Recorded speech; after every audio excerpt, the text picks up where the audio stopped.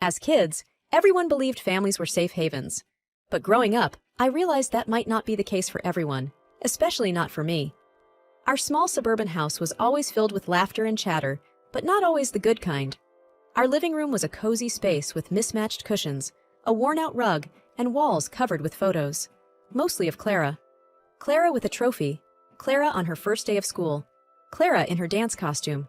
There were some of me, of course, mostly hidden behind the vase, or partly obscured by another brighter, shinier photo of Clara. One afternoon, as I was rearranging the living room, Mrs. Henderson, our next-door neighbor and my mother's longtime friend, came over.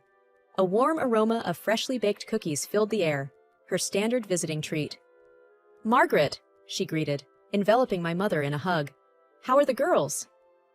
Before my mother could reply, I stepped forward, offering a tray of lemonade. "Hello, Mrs. Henderson?" She looked up, a little surprised, as if noticing me for the first time. "Oh, Evelyn, you've grown!" "Just a little," I responded, attempting a smile. My mother chimed in. "Wait till you see Clara. She's become quite the young lady."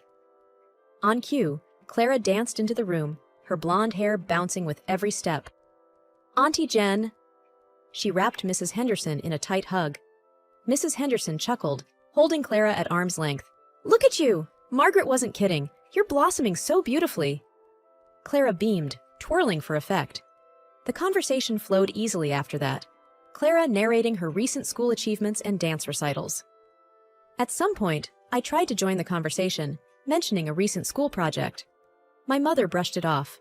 "That's nice, dear," and immediately redirected the topic back to Clara's accomplishments. I could feel a familiar sinking feeling in my chest, the need to be seen, to be recognized. As the afternoon sun streamed into the room, casting shadows, I overheard my mother's soft voice. Evelyn was just a test case for Clara. Mrs. Henderson frowned. "Margaret, that's a harsh thing to say. They're both your daughters." Clara looked between the two adults, confusion clouding her bright eyes. "I just mean," my mother tried to explain, "that with Clara, everything was easier. She was planned." I felt a lump forming in my throat, the weight of being the unplanned child pressing down on me. Mrs. Henderson, sensing the tension, tried to lighten the mood. "Both your girls are special, Margaret. Don't forget that." Clara piped up, her innocence shining through. "Mommy, does this mean you love me more than Evie?" My mother hesitated, then replied with a gentle squeeze on Clara's hand. "Both of you are loved. Just differently." Hearing those words, I retreated to my room. The sting of their implications burrowed deep, forming scars that would last a lifetime. Juggling between university lectures and 2 part-time jobs was not how most people envisioned their college experience. For me, every morning began at dawn, serving customers at the local cafe, filling them up with their morning dose of caffeine. Afternoons were all about classes and group projects, and by evening, I was surrounded by a sea of books at the local bookstore where I worked the second shift. I'd often come home late, exhausted, only to find Clara lounging in the living room, engrossed in one of her new hobbies, her art supplies strewn everywhere. Our family dynamics had always been clear. Clara was the star, and I was the backdrop. One evening, as we all gathered around the dinner table, a rare occurrence with our conflicting schedules, I mustered the courage to discuss a decision I had been contemplating for weeks. "Mom, Dad, I've been thinking about renting a place closer to the university," I began hesitantly, eyes darting between my parents and Clara. My statement was met with stunned silence. Then Dad's chuckle broke the quiet. "Renting? On a barista's and a bookstore clerk's wage?" Clara snickered. "Planning on living in a cardboard box, are we?" Ignoring her jibe, I turned to Mom, hoping for some support. "I've saved up, and with careful budgeting, I think I can manage." Mom put down her fork, her expression skeptical. "Evie, you're barely managing to pay us for staying here. Do you think landlords will be as forgiving as we are?" "It's not about what's easy," I responded, my voice quivering slightly. "It's about learning to stand on my own feet." Clara leaned in, smirking. Big words for someone who's been leaning on us all her life. Fed up, I retorted, "Maybe it's time you learned a thing or two about hard work and responsibility, Clara." She rolled her eyes, clearly uninterested in my lecture, while Mom interjected, "Girls, enough. Evie, we just don't want to see you struggle unnecessarily." "I appreciate that, Mom," I replied softly. but sometimes struggle is necessary for growth. The days that followed were filled with whispered conversations behind closed doors and Clara's occasional jabs. Yet, my resolve remained unwavering. A week later, with bags packed, I moved into a modest, slightly worn-out studio apartment near my university. The independence was both daunting and exhilarating. While the family home, with its comfort and familiarity, was just a few blocks away, the emotional distance felt like miles. It was clear that my decision had not only changed my living situation, but also redefined my relationship with my family. The distant city lights shimmered through the curtains of my apartment, their soft glow contrasting the dark room. Engrossed in a particularly demanding case file, I was carefully making notes when my phone's unexpected ringing snapped me out of my concentration. I saw Clara's name on the screen and felt a pang of unease.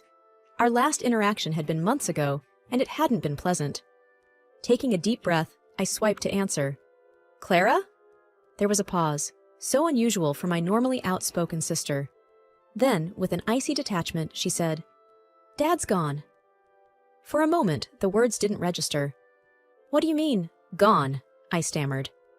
She exhaled loudly. "Heart attack. It was unexpected. The doctors did everything, but—" I could feel a weight pressing on my chest. "I can't believe it. How's Mom?" Clara's tone, cold and almost businesslike, gave away no emotion. Distraught, as you can imagine. She's not speaking, not eating, just sitting there in the living room, staring at his favorite chair. I tried to visualize the scene, our childhood home filled with sorrow. The house which had seen so many memories, so many highs and lows, and now this. "And what about you?" I asked, trying to gauge her emotions. "How are you handling it?" There was a brief moment of vulnerability in her voice. "I'm coping, but this isn't about me." Before I could ask her what she meant, Clara launched into her main agenda. "Listen, I've got commitments, a busy work schedule, and my social life. I can't be there all the time. You need to come home and take care of things. And more importantly, Mom." The audacity of her demand infuriated me. "She's our mother, Clara, not a responsibility to be tossed around because you're too busy with your commitments." Clara hissed back. "You've always loved playing the responsible older sister, haven't you? Here's your chance. I've been there for them while you were busy building your career. Now, it's your turn." Every fiber of my being wanted to lash out at her selfishness, but I paused. Now was not the time for sibling rivalry. "All right," I replied, trying to keep my voice steady. "I'll come home, but not because you ordered me to. Mom needs support, and I'll be there for her." She responded with a sarcastic cheerfulness. "Perfect. Glad you're seeing sense. Come quickly, won't you?" The line went dead, and I sat there, reeling. The loss of my father and the task ahead weighed heavily on me, but I was determined to step up. For Mom's sake, coming back home was like stepping into a different world. The once warm and lively house now felt cold and empty. Though I'd prepared myself mentally, nothing could have truly readied me for the stark change. Mom, usually the backbone of our family, looked frail and diminished. Her once sparkling eyes were now dull with grief. She barely acknowledged my arrival, lost in her own world of pain. But Clara, on the other hand, was as vocal as ever. "You finally decided to grace us with your presence," Clara remarked, her voice dripping with sarcasm as I entered the living room. Ignoring her jibe, I approached Mom, gently touching her arm. "Mom, I'm here now. We'll get through this together." She just nodded, her gaze distant. That evening, as I prepared dinner, I could hear Clara and Mom conversing in hushed tones in the adjacent room. Words like selfish, irresponsible, and career reached my ears. While I couldn't make out the entirety of the conversation, the undertones were clear. My absence during the past few years was a prime topic of discussion. At the dinner table, the atmosphere was tense. Every bite, every sip was filled with unspoken grievances. I mustered the courage to break the silence. "Mom, I know I haven't been around as much as I should have, but I'm here now, and I promise to be here for you." Mom, taking a deep breath, replied, "Evelyn, it's not about now. It's about all those years when you chose your work over us. I needed you then, and Clara was the one who was always by my side." Clara, smirking, added, "Some of us chose family over ambition." Stung by the accusations, I retorted, "I worked hard to provide for myself. to ensure I didn't burden you or Dad. And every time I offered help, it was declined. What did you expect me to do?" Clara scoffed. "Oh, please, play the victim somewhere else." The night wore on with heightened emotions and bitter words. The gap between the world I had built and the home I left behind had never felt wider. As I lay in my old bedroom that night, the weight of their expectations and the sting of their accusations weighed heavily on my heart. Returning home was proving to be more challenging than I'd anticipated.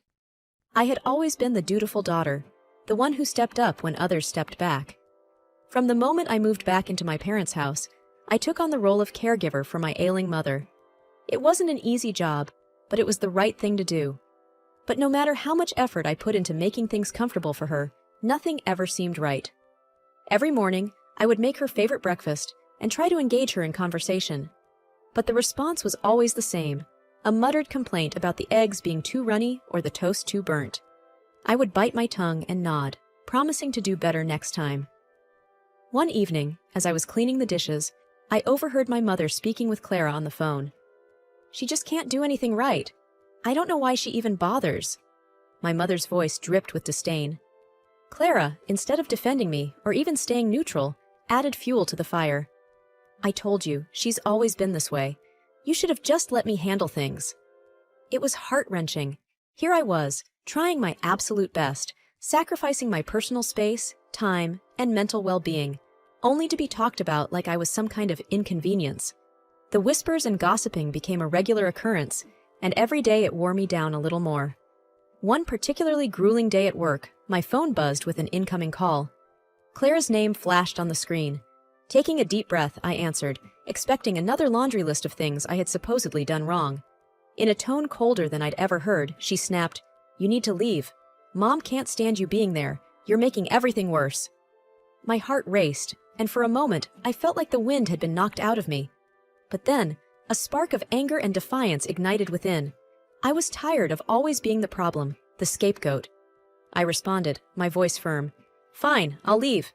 But I'm taking my things with me." There was a pause, and I could imagine Clara's smug expression shifting to one of surprise. She probably expected me to beg, to apologize, to promise to be better. But those days were over. I was done being the family's invisible, taken-for-granted workhorse. The line went dead, and I took a moment to let it all sink in. It was time to reclaim my life and stop letting others define my worth. The morning sun broke through the blinds, casting warm rays over the living room. It illuminated the flat-screen TV, the couch, and the dining table, all reminders of years of hard work and sacrifice. Today, they became symbols of liberation. I methodically went from room to room. In the kitchen, I unplugged the fridge and microwave, each one a testament to those months I'd skipped outings with friends to save up. There was the coffee machine, my solace on many groggy mornings. The house echoed with memories, some sweet, some bitter. But the bitterness had started to overshadow everything else. My bedroom was next. I remembered buying the bed, picking out the sheets, arranging and rearranging the furniture until everything felt just right. I glanced at the vanity, a gift from my grandmother. It would stay. It wasn't about value, but principle. Just as I was taping up the last box, my phone buzzed to life, breaking the thick silence of the room. I knew who it was even before I checked. Clara's tone had been all sweet talk lately, but the underlying hostility was hard to miss.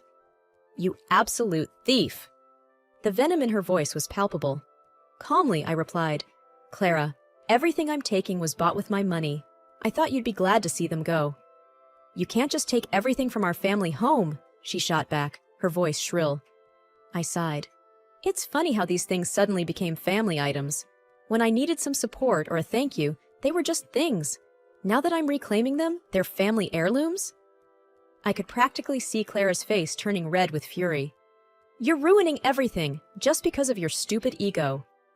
I laughed, a sound filled with irony and bitterness. "Ego? Clara, if this was about ego, I would have left ages ago. This is about respect, value, and standing up for myself." A scoff came through the line. "Always the martyr, huh? Just return everything and maybe we can talk." Let's be clear. I have receipts for all these items, proof that they're mine. Every dime, every cent went from my pocket. Maybe you should have thought about that before you pushed me away. My voice was steady, but the rage and hurt underpinning it was undeniable. A heavy pause settled between us, thick with unsaid words and emotions.